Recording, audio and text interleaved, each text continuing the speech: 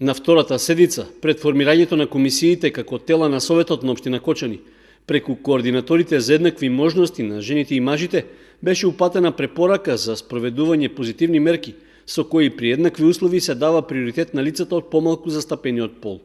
Препораката важи и се додека не се постигне еднаква застапеност на двата пола, или пак не се постигне целта заради која е преземена.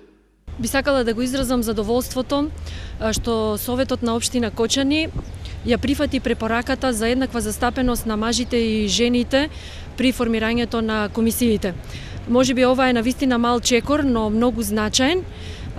И верувам дека Советот на општина Кочани е еден од првите во државата што на ваков официјален начин на седница на Совет ги се застапува и ги почитува Законот за еднакви можности и позитивните мерки од тој закон за еднаква застапеност на мажите и жените. Овие мерки, позитивни мерки, треба да ги почитуваат и да ги применуваат и сите комисии, одбори кои дополнително ќе се формираат на локално ниво. Општина Кочани соработува со канцеларијата на UN Women во Скопје во насока на зајакнување на капацитетите на општинската администрација, како и на Советот за родово одговорно креирање политики и буџети и унапредување на родовата еднаквост.